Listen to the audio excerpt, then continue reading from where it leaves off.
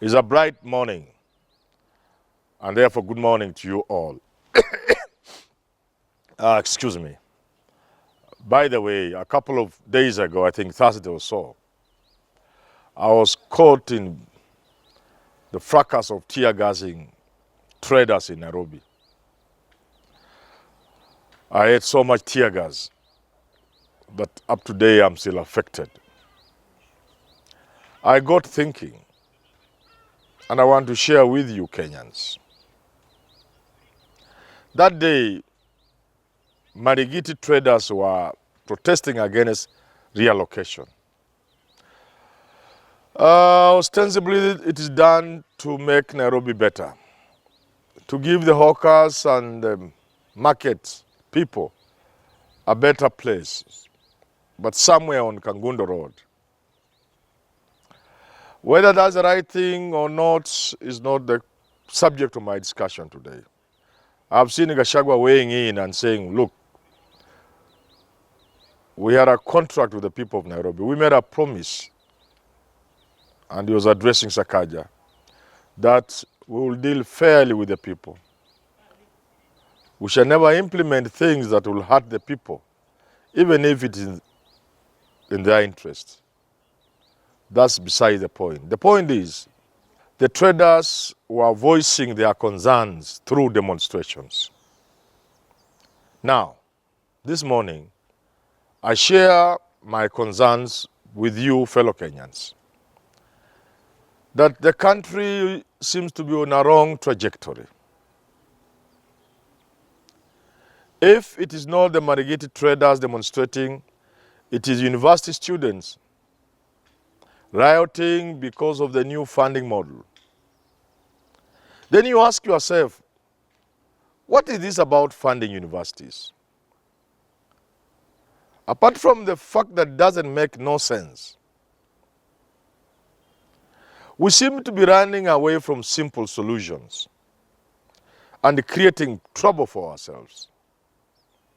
This country, I've repeatedly said, cannot afford to have a fee-paying arrangement.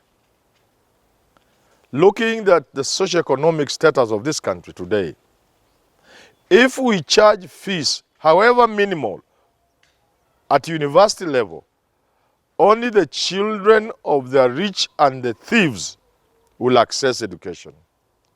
A genuine Kenyan, born of a genuine parent, who is not rich, who is not a thief, will not manage university education. So the students are up in arms. But again, that's not my point. The point is, why are we expressing ourselves through what is clearly violent means? If it is not university students demonstrating against the new funding model, within campuses, there are expressions by students now using the famous occupy the dean's office, because the dean's office has some small problem. Occupy the chairman's office. This is where we are going as a country. If that's not happening, our own VIPs cannot fly out of the country because there are demonstrations in the national airport, Jomo Kenyatta International Airport. Because in our wisdom or lack of, we are deciding that we can give foreigners our airport. Even illiterate, completely illiterate people, as very well demonstrated by a young man looking very funny. Say, wanauza airport yetu, wanauza airport. He doesn't even know what an airport is. He doesn't dream that even one day he can fly, but he can see what we are doing as leaders of this country. That against all common sense,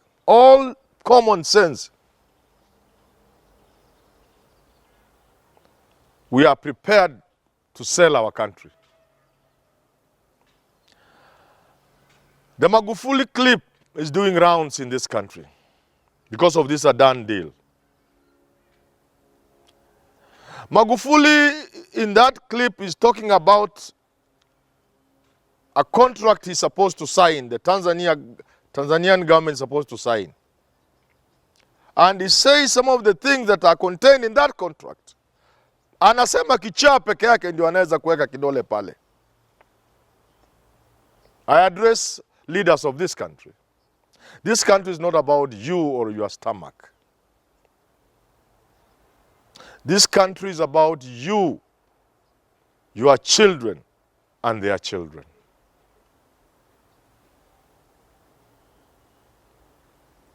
It is at this point that I pause and tell our leaders, please have some little love for the country and the people. I was talking to a guy called Kinganya, and he said, this regime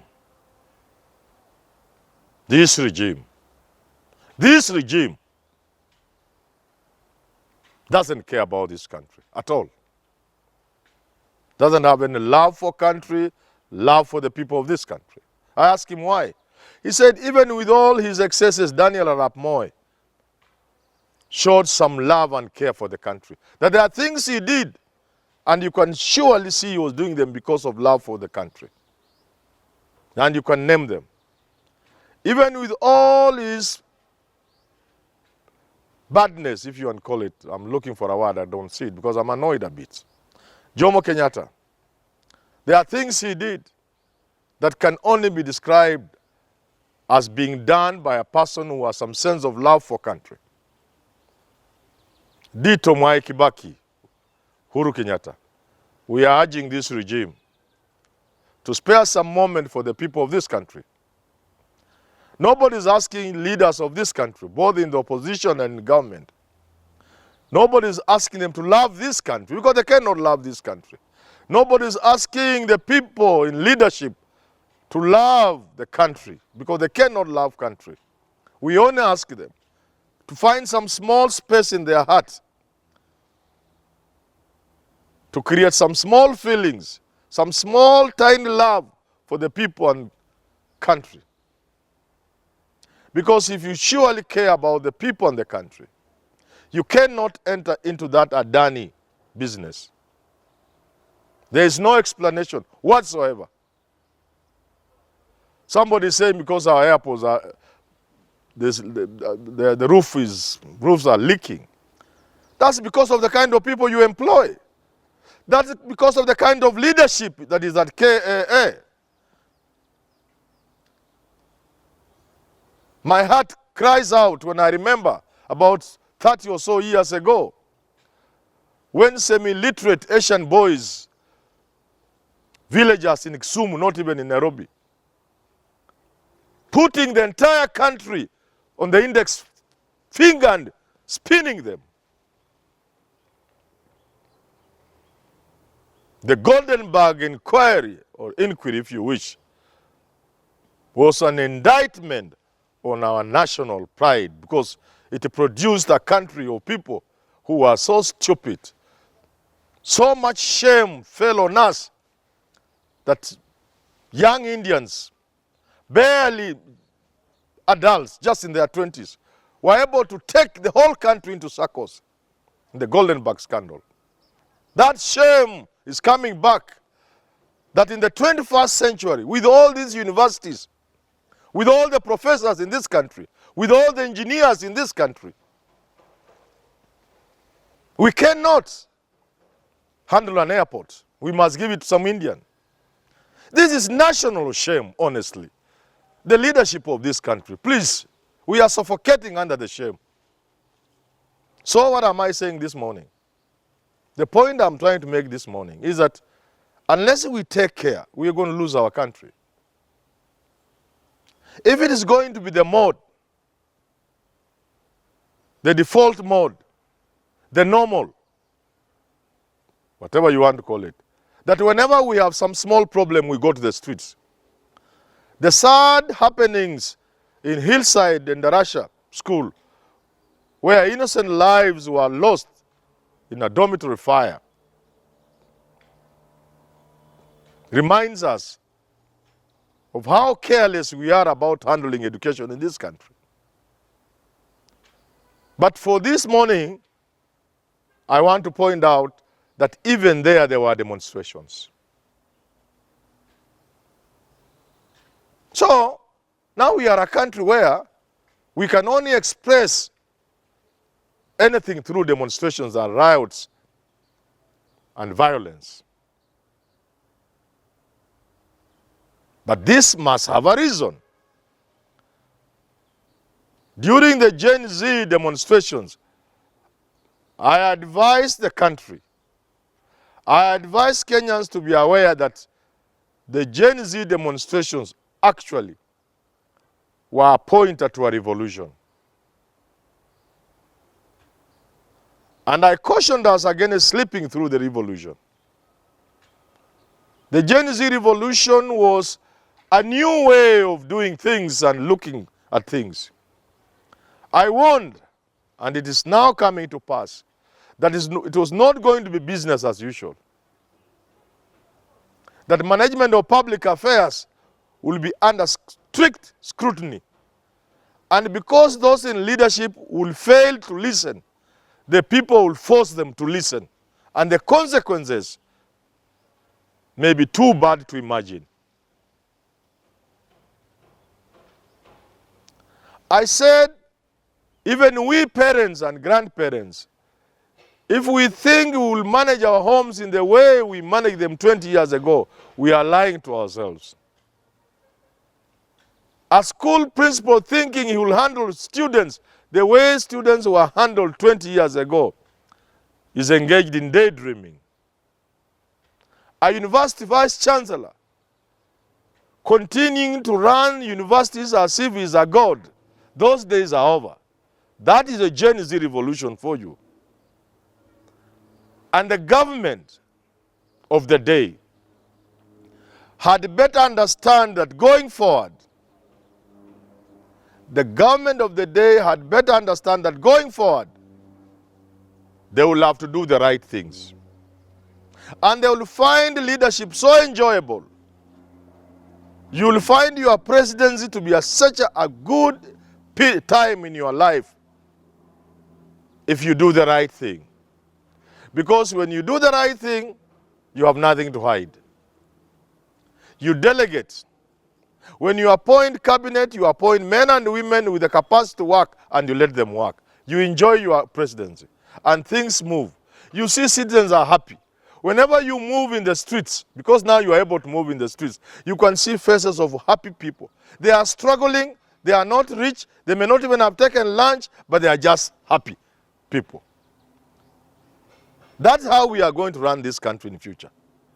That wherever we are, in whatever position of responsibility and power, we will need to appreciate the fact that times have changed. Times have changed, and the leadership is by consensus and negotiation. And that you must involve the people in what you do.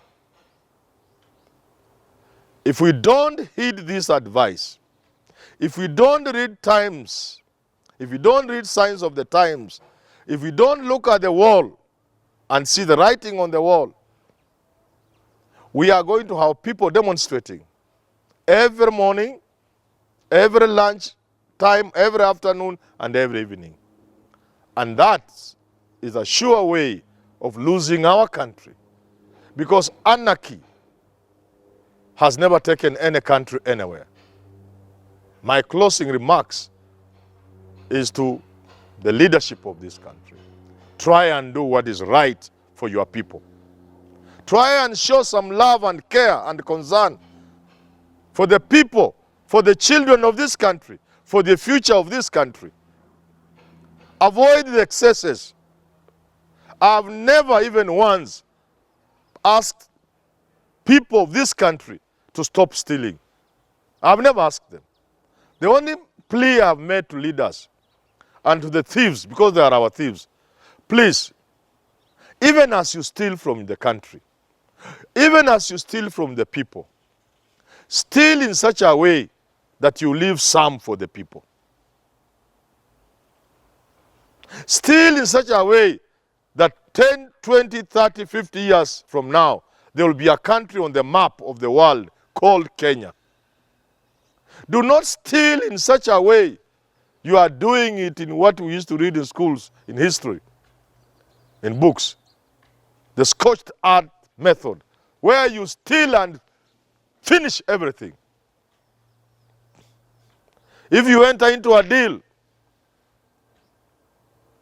let it be a deal where you can get 10, 20, 25%. Don't sell the country, because your grandchildren will need this country.